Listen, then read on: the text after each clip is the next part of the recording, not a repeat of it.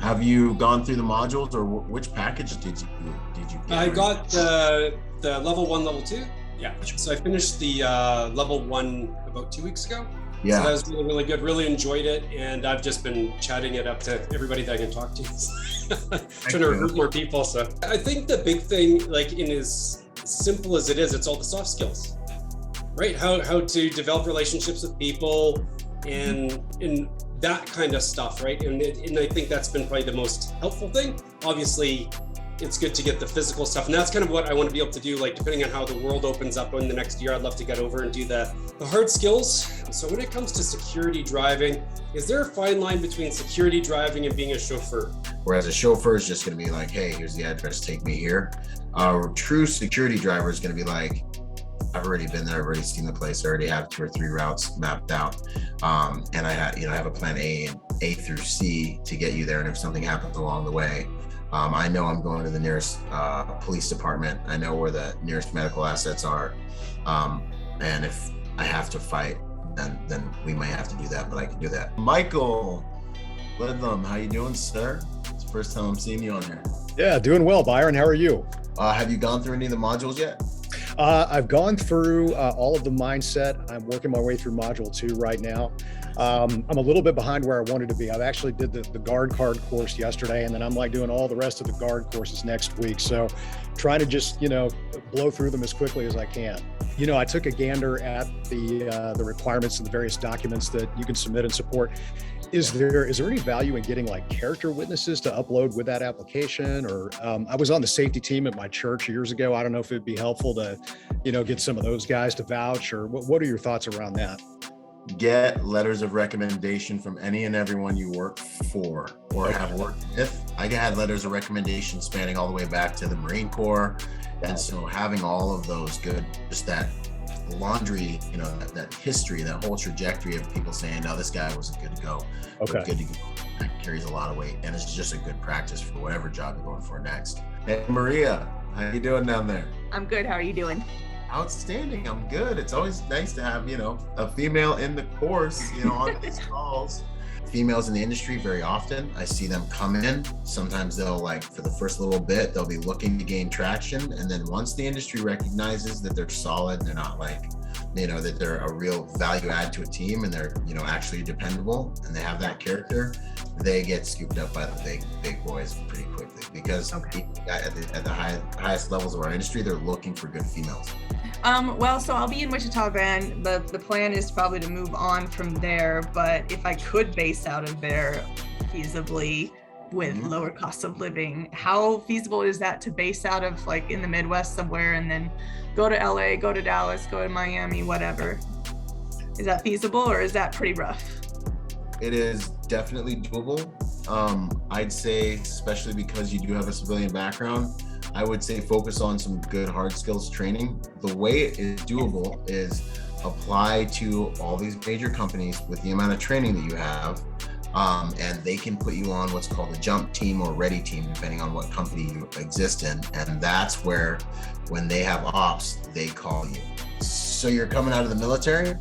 Yeah, I just retired 8 months ago. I retired. Yep. Nice. What'd you do in the military? Security forces. So Air Force. Yeah. I probably got about 75% of the modules done. So I was kind of getting close to the point where I was going to take the final exam. And then, like I said, we got tasked pretty heavily with things going on in the urban areas here in Wisconsin. So kept us busy for sure. How do you figure what to charge the customers when you have to rent a vehicle outside of the state? Let's say they're traveling from California to New York, a meeting for 2 days. How do you figure your cost? Vehicles, personnel, hotels, meals, and all that. So they know that everything's going to be covered by them. So they know that all expenses incurred are going to be covered by them. So I'm just doing that with receipts and costs with their admin team, either as we're getting them or after the detail. We'll bill them for all the add-ons, everything else, as we, had to rent these vehicles and had to put the guy up in a room, Cell phone comms. What do you use for comms, from internal comms? You have radios, so you use cell phones. Is there like an app that you guys use, or just text back and forth? I personally don't really like to use WhatsApp just because Facebook got a hold of it, you know, but it works. But the other one that I really like probably the most is Zello. So you'll see me wearing these headphones like this and things like that. Yeah. And what I'll do is I'll get a push to talk button. The thing about Zello is every single communication is recorded. So we've had, after some emergencies, we can go back in the chat, press play, and you can listen to what everyone said. You can send locations. You can also send inter-team texts and images. So if I get a bolo or something, you know, be on the lookout for a person of interest, and I snap a photo of them, I can instantly send that, and it's all encrypted and it's all password protected, and it's inside that team chat. You're like a social marketing genius, but Yeah, shameless plug wasn't that good. send it, man. Do it. If Show me how it's anyone done, brother. on here that is having any thoughts at all about the hard skills, do it. Do it. You will not find anything at that kind of a price point ever. You know, he talked a little bit ago about all the certs you get. Like, we got back, I got my resume updated. I started bombing it out. I bombed it to 6 different international companies, and I'll come back to that in a second. But I hit up a local company here. They called me in for an interview. And I said, yeah, I'm looking to do EP and close protection work. And she looked at me and said, what makes you qualified to do that? And I handed her my resume, and I started saying the certs, and she stopped me about 2 minutes in and said, yeah, you're going to want more than $19 an hour, aren't you? I said, yeah. I said, I work for a place out in Aspen, and I make about $40 to $50 an hour out there.